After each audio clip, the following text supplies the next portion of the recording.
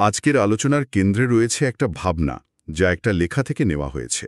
শিরোনামটা মনে হয় নিঃসঙ্গতা নয়, আত্ম আবিষ্কার।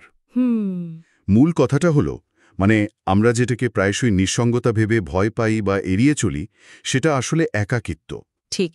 আর এই একাকিত্ব দুঃখ বা শূন্যতা নয়, বরং নিজেকে নতুন করে চেনার, নিজের ভেতরে জগতের সাথে সংযোগ করার একটা দারুণ সুযোগ। ঠিক তাই বলবো না, বরং বলবো ধারণাটা আরও গভীর।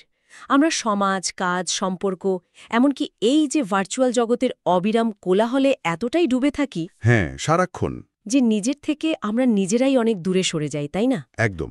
আমাদের ভেতরের যে আওয়াজটা, সেটা শোনার ফুরসত বা সাহস কোনোটাই হয়তো থাকে না। এই লেখাটা আমাদের সেই নীরবতার শক্তিকে চিনতে সাহায্য করে, তার মুখোমুখি হতেও শেখায়। হুম।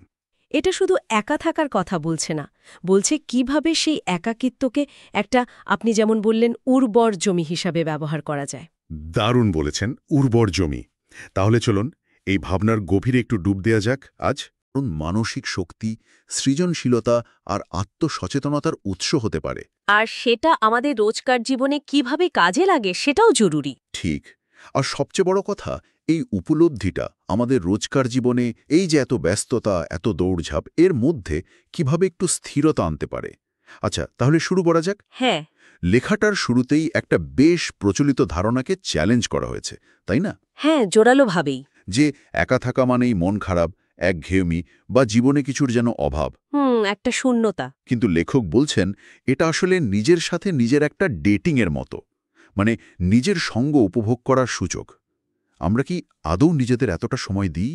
সত্যি কি দিই? এই প্রশ্নটাই তো আসল। আমরা কেন দিই না? লেখাটা এর একটা বেশ মনস্তাত্ত্বিক ব্যাখ্যা দেওয়ার চেষ্টা করেছে কিন্তু। আচ্ছা, কিরকম? বলা হচ্ছে, আমরা এই যে হইচই, ভিড় আর বাইরের নানা রকম উদ্দীপনায় এতটাই অভ্যস্ত হয়ে পড়েছি যে নিস্তব্ধতা, সাইলেন্স, আমাদের অস্বস্তিতে ফেলে দেয়। হ্যাঁ, এটা ঠিক। একটা অদ্ভুত শূন্যতা বা ভয় কাজ করে। ধরুন না, রোজকার লোকাল ট্রেনের মারাত্মক ভিড় আর আওয়াজ, আমরা অভ্যস্ত। একদম। কিন্তু হঠাৎ যদি মাঝপথে ট্রেনটা একদম নির্জন কোনো জায়গায় থেমে যায়, সব চুপচাপ, কেমন লাগবে বলুন তো? উফ, প্রথমটায় তো একটা ভয়ই লাগবে, অস্বস্তি হবে। ঠিক তাই। লেখক বলছেন, এই অস্বস্তিটাই স্বাভাবিক, কারণ আমরা আসলে নিজেদের মুখোমুখি হতে একটু ভয় পাই। কিন্তু এই অস্বস্তির দেয়ালটা একবার ভাঙতে পারলেই শান্তি। হ্যাঁ, শান্তির দরজা খুলে যায়। এই নীরবতাই নাকি নিজের ভেতরের যে চাপা পড়া সুর, চাপা পড়ার শক্তি, সেটা শোনার প্রথম ধাপ। এই অস্বস্তির অনুভূতিটা কিন্তু খুব পরিচিত, বিশেষ করে এখনকার দিনে। হাতে সারাক্ষণ ফোন, কানে হয়তো হেডফোন। এক মুহূর্তও ফাঁকা থাকতে চাই না আমরা। একটু ফাঁকা সময় পেলেই আমরা সেটা কিছু একটা দিয়ে ভরাট করতে চাই। লেখাটিতে একটা মেয়ের গল্প আছে, বেশ মনে দাগ কাটার মতো। হ্যাঁ, ওই গল্পটা খুব প্রাসঙ্গিক। সে নাকি বন্ধুদের ছাড়া এক মুহূর্ত থাকতে পারত না। College canteen, cinema hall, shopping mall, সবসময় একটা দলবল লাগত তার। একা থাকতেই ভয় পেত। তো বন্ধুরা যখন পড়াশোনা বা কাজের জন্য অন্য শহরে চলে গেল, মেয়েটা প্রথমে মারাত্মক ভেঙে পড়েছিল। তার মনে হয়েছিল জীবনটা বুঝি এখানেই শেষ, সব আনন্দ যেন উধাও। কিন্তু তারপর? হ্যাঁ, এখানেই তো গল্পটা মোড় নেয়। ওই প্রাথমিক ধাক্কাটা সামলে একরাশ একঘেয়েমি আর কষ্ট বুকে নিয়েই সে সময় কাটাতে শুরু করে। আচ্ছা। লেখাটিতে বলা হয়েছে, সে প্রথমে একরকম জোর করেই কিছু পুরনো বই পড়তে শুরু করে, যেগুলো হয়তো শেলফে ধুলো জমিয়ে পড়েছিল অনেকদিন। তারপর একদিন বাবার পুরনো একটা ডায়েরি খুঁজে পায় আর নিজের ভাবনাগুলো লিখতে শুরু করে, খুব এলোমেলো, অগোছালোভাবেই। নিজের মনের কথাগুলো। হ্যাঁ। এরপর একদিন রং তুলি নিয়ে বসে পড়ে, যা সে হয়তো ছোটবেলায় করত। আর ধীরে ধীরে এই কাজগুলোর মধ্যে দিয়ে সে আবিষ্কার করে যে একা থাকাটা কেবল কষ্টকর নয়, এর মধ্যে একটা অন্যরকম আনন্দও আছে, একটা স্বাধীনতা আছে। ঠিক। সে বুঝতে পারে সে আসলে বন্ধুদের সঙ্গ না, নিজের ভেতরের ওই শূন্যতাটাকেই ভয় পেত। আর এই একাকিত্ব তাকে সেই শূন্যতাটাকে বোঝার এবং তাকে নতুন কিছু দিয়ে ভরিয়ে তোলার সুযোগ করে দিয়েছে। এটা শাস্তি ছিল না, ছিল নিজেকে আবিষ্কারের এক অপ্রত্যাশিত যাত্রা। বাহ! এই গল্পটা কিন্তু শুধু গল্প নয়, আমার মনে হয় অনেকের জীবনেরই প্রতিচ্ছবি হতে পারে। একদম। আর এখান থেকেই তো সৃজনশীলতার প্রসঙ্গটা আসছে, তাই না? লেখাটা বেশ জোর দিয়ে বলছে এই একাকী মুহূর্তগুলোই নাকি সৃষ্টির আসল জায়গা, আতুর ঘর। একেবারে। লেখক শুধু বলছেন না, বেশ কিছু উদাহরণ দিয়ে ব্যাপারটা প্রতিষ্ঠা করার চেষ্টা করেছেন। আমরা প্রায়শই ভাবি বড় আইডিয়া বা সৃষ্টিশীল কাজ হয়তো অনেক মানুষের সাথে আলাপ আলোচনা, ব্রেনস্টর্মিং থেকেই আসে। হ্যাঁ, সেটাই তো মনে হয়। কিন্তু লেখাটি মনে করিয়ে দিচ্ছে অনেক যুগান্তকারী চিন্তা, গভীর শিল্পবোধ বা বৈজ্ঞানিক আবিষ্কারের জন্ম হয়েছে গভীর একাকিত্বে। ধরুন রবীন্দ্রনাথের কথা। হুম, তার অজস্র সৃষ্টি, বিশেষ করে শেষ বয়সের লেখা বা ছবিগুলো যদি দেখি, সেগুলো কিন্তু গভীর আত্মমগ্নতার ফসল। ঠিক। বা ধরুন ভ্যান গগের ওই তীব্র রঙের ব্যবহার, তার ক্যানভাসে যে আবেগ ফুটে ওঠে, এগুলো কি ভিড়ের মধ্যে জন্ম নেওয়া সম্ভব? মনে তো হয় না। আইনস্টাইনের আপেক্ষিকতার তত্ত্ব কি কোনো কনফারেন্স রুমে বসে তৈরি হয়েছিল? না, সেটা তো অসম্ভব। লেখক বলছেন ভিড় বা বাইরের কোলাহল আমাদের চিন্তাকে একটা নির্দিষ্ট খাতে হয়তো বয়ে নিয়ে যায়, অনেক সময় বিক্ষিপ্ত করে দেয়, কিন্তু একাকিত্ব সেই বাইরের প্রভাবগুলোকে ফিল্টার করে দেয়। ফিল্টার করে দেয়? ইন্টারেস্টিং। হ্যাঁ, তখন নিজের ভেতরের চিন্তা, অনুভূতি, আইডিয়াগুলো অনেক বেশি স্বচ্ছভাবে, পরিষ্কারভাবে উঠে আসার সুযোগ পায়, যেন মনের গভীরে ডুব দিয়ে মুক্ত খুঁজে আনা আর কি। বাহ! এটা নিছক কল্পনা নয়, এর একটা স্নায়ুবৈজ্ঞানিক ভিত্তিও আছে। যখন বাইরের উদ্দীপনা কমে যায়, তখন মস্তিষ্কের ডিফল্ট মোড নেটওয়ার্ক বলে একটা জিনিস সক্রিয় হয়। আচ্ছা, ডিফল্ট মোড নেটওয়ার্ক। হ্যাঁ, যেটা আত্মচিন্তা এবং নতুন সংযোগ, মানে নতুন আইডিয়া তৈরির জন্য খুব জরুরি। এটা একটা দারুণ পয়েন্ট। তাহলে এই যে নিজেকে জানা, নিজের সাথে বন্ধুত্ব করা, এই ভাবনাটা আমাদের আজকের দিনের এই দৌড়ঝাঁপের জীবনে কেন এতটা প্রাসঙ্গিক? লেখাটা এই বিষয়ে কি বলছে? মানে শুধু সৃজনশীলতা বাড়ানো বা বিখ্যাত মানুষদের উদাহরণ দেওয়াই তো এর উদ্দেশ্য নয় নিশ্চয়ই। না, একেবারেই নয়। এর প্রাসঙ্গিকতা অনেক গভীর এবং বেশ ব্যক্তিগত।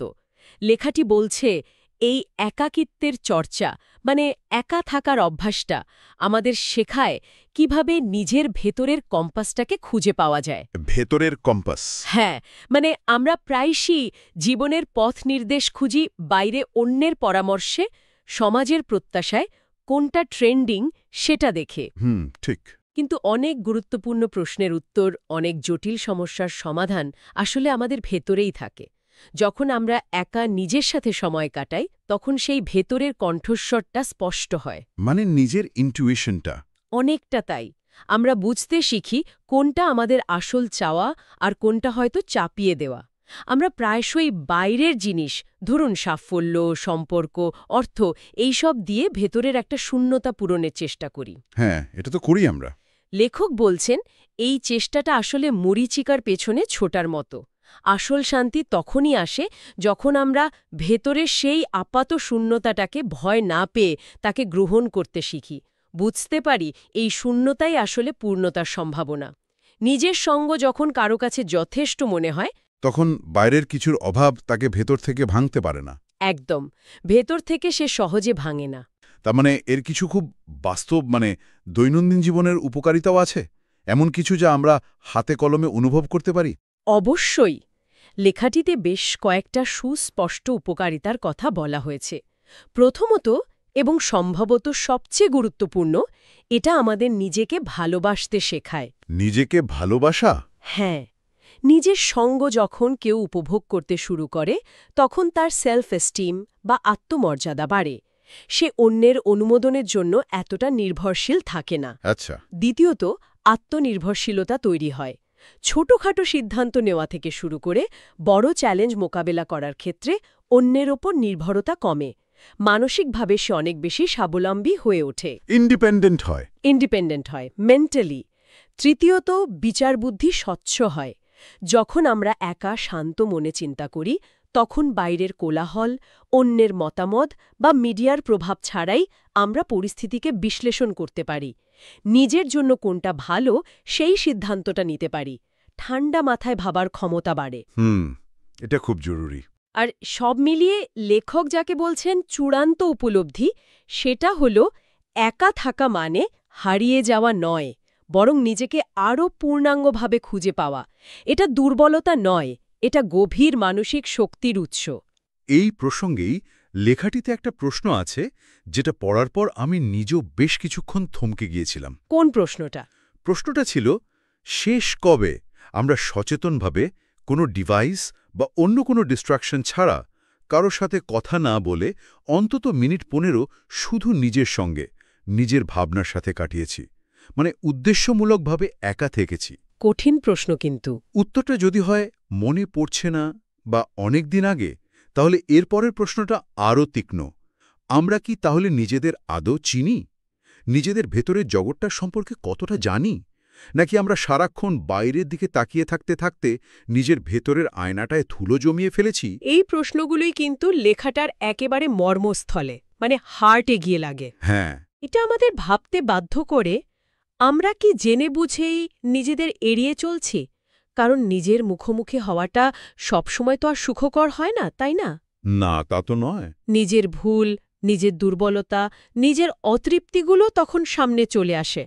কিন্তু লেখক বলছেন, এই অস্বস্তিকর সত্যগুলোর মুখোমুখি না হলে আসল পরিবর্তন বা গ্রোথ সম্ভব নয়। ঠিক। আর এই অবস্থা থেকে বেরোনোর জন্য, নিজেকে চেনার এই যাত্রাটা শুরু করার জন্য লেখাটিতে একটা খুব সহজ কিন্তু বেশ শক্তিশালী পরামর্শ দেওয়া হয়েছে। কোনো কঠিন ধ্যান বা যোগাভ্যাসের কথা কিন্তু বলা হয়নি। হ্যাঁ, ওই 10 মিনিটের ব্যাপারটা, তাই তো?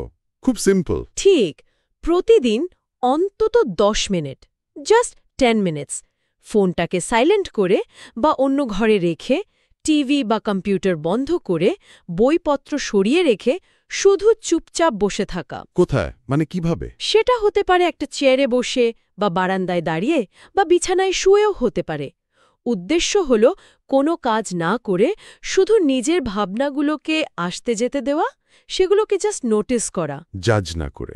চাইবে, শরীরে অস্বস্তি হবে, উঠে পড়তে ইচ্ছে করবে, মনে হবে সময়টা নষ্ট হচ্ছে। হ্যাঁ, এটা হওয়ারই কথা। কিন্তু এই প্রাথমিক প্রতিরোধটা, এই রেজিস্ট্যান্সটা জয় করতে পারলেই নাকি খেলাটা ঘুরে যায়। ধীরে ধীরে অভ্যাসের মাধ্যমে ভেতরের কোলাহলটা কমতে থাকে, আর একটা শান্ত স্পষ্ট সুর ভেসে ওঠে, নিজের অনুভূতির সুর, নিজের চিন্তার সুর, নিজের ভেতরের সুর। হ্যাঁ, মূল বার্তাটা হল, এই একাকিত্বের গভীরে ভয় নয়, মুক্তি লুকিয়ে আছে। যখন কেউ নিজেকে ভালোভাবে চেনে ফেলে, মানে নিজের শক্তি, দুর্বলতা, চাহিদা, ভয় সবটা মিলিয়ে নিজেকে যখন জানে, তখন বাইরের পৃথিবীর কোনো ঝড় বা কোনো মানুষের আচরণ তাকে ভেতর থেকে ততটা এলোমেলো করে দিতে পারে না। তার মানে ভেতরে একটা অ্যাঙ্কার তৈরি হয়। এক্স্যাক্টলি, তার ভেতরে একটা নোঙর তৈরি হয়, একটা স্থির কেন্দ্র তৈরি হয়। তাহলে সব মিলিয়ে আলোচনাটা দাঁড়াচ্ছে যে একা থাকা মানে সমাজ থেকে বিচ্ছিন্ন হয়ে যাওয়া নয়, বা অসামাজিক হয়ে পড়া নয় মোটেই। না না, বরং এটা নিজের সাথে একটা গভীর সম্পর্ক তৈরি করা, নিজের ভেতরের জগৎটাকে চেনা, তার সাথে সংযোগ স্থাপন করা, নিজের বেস্ট ফ্রেন্ড হয়ে ওঠা আর কি। হ্যাঁ। আর যখন কেউ এই আর্টটা আয়ত্ত করতে পারে, যখন সে একা থেকেও আনন্দে থাকতে পারে, যখন বাইরের পরিস্থিতি তার ভেতরের শান্তিকে নিয়ন্ত্রণ করতে পারে না, তখন সে এক অন্য স্তরের মানসিক স্বাধীনতা আর শক্তি অর্জন করে। অনেকটা নিজের ভেতরেই একটা নিরাপদ আশ্রয়, একটা দুর্গ তৈরি করে ফেলার মতো, যেখানে বাইরের পৃথিবীর কোনো আক্রমণই তাকে পুরোপুরি কাবু করতে পারে না। একদম। আর এই উপলব্ধিটাকে শুধু তত্ত্বের পর্যায়ে না রেখে বাস্তবে অনুভব করার জন্য লেখাটির শেষে একটা ছোট্ট কিন্তু খুব অর্থপূর্ণ চ্যালেঞ্জ বা আহ্বান রাখা হয়েছে। একটা চ্যালেঞ্জ? কি সেটা? এটা আমাদের সকলের জন্য একটা পরীক্ষা হতে পারে। আহ্বানটা হলো, আগামীকাল বা সামনের কোনো একদিন অন্তত আধ ঘন্টা সময় বের করা। এই সময়টা শুধু নিজের জন্য বরাদ্দ থাকবে। শুধু নিজের জন্য? হ্যাঁ, কোনো কাজ নয়, কোনো ফোন নয়, কোনো সোশ্যাল মিডিয়া নয়, শুধু নিজের সঙ্গে থাকা। কি করতে হবে সে সময়? সেটা হতে পারে নিজের ভাবনাগুলোকে নিয়ে একটা ডায়েরিতে কিছু লেখা, বা চোখ বন্ধ করে প্রিয় কোনো গান শোনা। তবে হ্যাঁ, শুধু শোনা, অন্য কাজ করতে করতে নয়। আচ্ছা। অথবা নিছক জানালার ধারে চুপচাপ বসে প্রকৃতির দিকে তাকিয়ে থাকা, কিংবা নিজের শ্বাসপ্রশ্বাসের দিকে মনোযোগ দেওয়া। মূল বিষয় হল সচেতনভাবে একা থাকা, কনসিয়াসলি একা থাকা। কনসিয়াসলি। আর তারপর নিজেকে প্রশ্ন করা, এই আধ ঘন্টা সময়টা কেমন কাটল? কি অনুভব করলাম? ভালো লাগলো না অস্বস্তি হলো? কি কি ভাবনা এলো মনে? ইন্টারেস্টিং। লেখক বলছেন, এই যাত্রাটা হয়তো প্রথম দিকে মসৃণ হবে না, অনেক বাধা আসবে, কিন্তু নিজের আত্ম আবিষ্কারের জন্য, নিজেকে আরও গহরাই থেকে জানার জন্য এই প্রচেষ্টাটা জরুরি। হুম। এটা এমন একটা ভাবনা যা হয়তো আমাদের এই আলোচনা এখানেই শেষ হয়ে গেলেও হয়তো মনের মধ্যে ঘুরপাক খেতে থাকবে, আমাদের ভাবতে বাধ্য করবে আমরা সারাদিনে কতটা সময় আসলে নিজের জন্য রাখি, সে সময়টার কোয়ালিটি কেমন। ঠিক। এই প্রশ্নগুলোই হয়তো এক নতুন যাত্রার সূচনা করতে পারে, নিজেকে চেনার যাত্রা। আজকের বইয়ের গল্প এখানেই শেষ। সামনে আসছে এমন সব বইয়ের রিভিউ আর গল্প যা আপনার চিন্তা বদলে দিতে পারে। তাই এখনই চ্যানেলটিকে সাবস্ক্রাইব করুন, পাশে থাকুন, আর আপনার মতামত লিখে জানান কমেন্টে, কারণ আপনার একটা কমেন্টে আমাদের পরের গল্পের অনুপ্রেরণা হতে পারে। আর ভিডিওটি বন্ধুদের সাথে শেয়ার করতে ভুলবেন না, কারণ আপনার এই একটি শেয়ার হয়ে উঠবে তাদের জীবনে সবচেয়ে বড় পরিবর্তনের শুরু। দেখা হবে আবারও পরের ভিডিওতে নতুন গল্প, নতুন শিক্ষা আর নতুন অনুপ্রেরণা নিয়ে। ততক্ষণ ভালো থাকুন, সুস্থ থাকুন।